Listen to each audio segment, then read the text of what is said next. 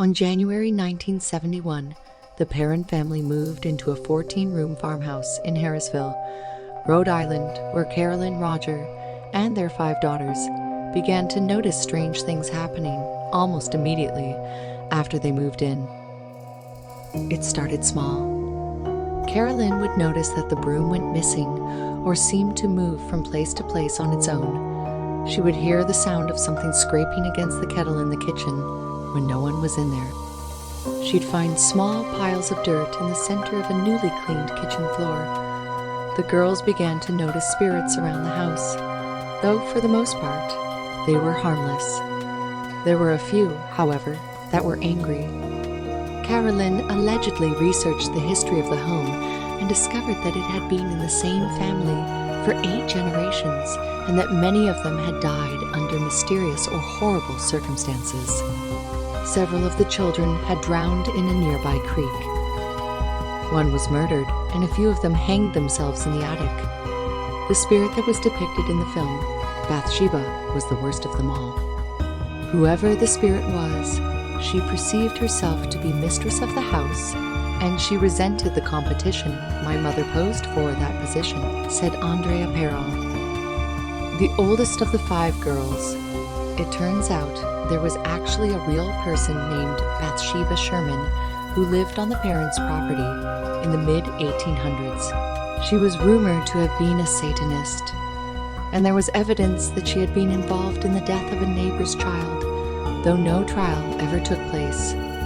She was buried in a nearby Baptist cemetery in downtown Harrisville. The parents believe that it was Bathsheba's spirit that was tormenting them. According to Andre, the family experienced other spirits as well that smelled like rotting flesh and would cause beds to rise off the floor.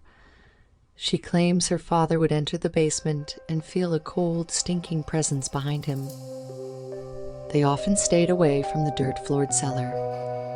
But the heating equipment would often fail mysteriously, causing Roger to venture down. Over the 10 years that the family lived in the house, the Warrens made multiple trips to investigate.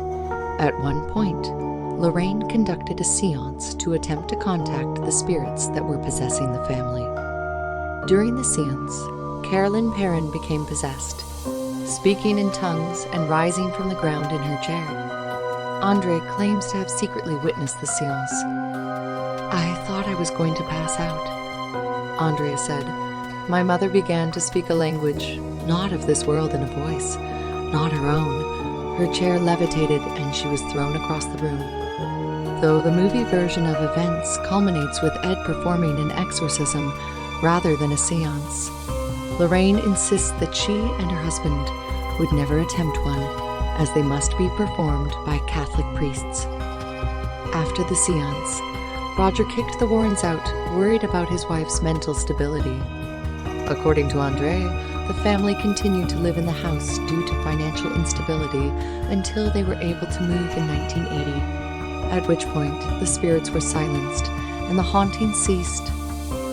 6 years after the Perrin family was terrorized by their demon, another family in Enfield, England, began to experience similar things. In August of 1977, the Hodgson family started seeing and hearing strange things. Janet, who was 11 at the time, recalled sitting up in bed to see her dresser slide across the room that she shared with her brother. "We shouted, 'Mom, Mom,'" said Janet. "We were sort of frightened, but also intrigued." Later, the family began to hear knocking coming from all sorts of places in the house.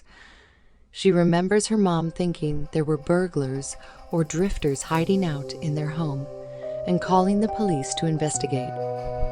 The officer who arrived reported witnessing a chair rise up and move across the floor on its own. Reporters from the Daily Mirror, who were also called in to report on the Enfield haunting, experienced them for themselves too. Legos and marbles were reported flying around the room, hot to the touch when picked up. Clothing folded on tabletops would leap off of them and fly across the room. The sound of dogs barking would be heard in empty rooms, lights would flicker, coins would drop out of thin air, and furniture would spin or tip over without being touched. Then, One day, the iron fireplace in an upstairs bedroom was ripped out of the wall. After that, paranormal investigators from all around the world showed up, claiming to be able to contact spirits and wanting to know more about the Enfield haunting. Most of them decided that the children had been faking their experiences, as one of them had admitted to doing so on one occasion, but the Warrens were different. They showed up and immediately believed that a demonic presence was present. However, their claims were overlooked, as a noted skeptic at the time accused Ed Warren of exaggerating and even making up incidents, often transforming a haunting into one case of demonic possession. This is where the story differs from the movie, as there was no exorcism. Like practice from the Warrens,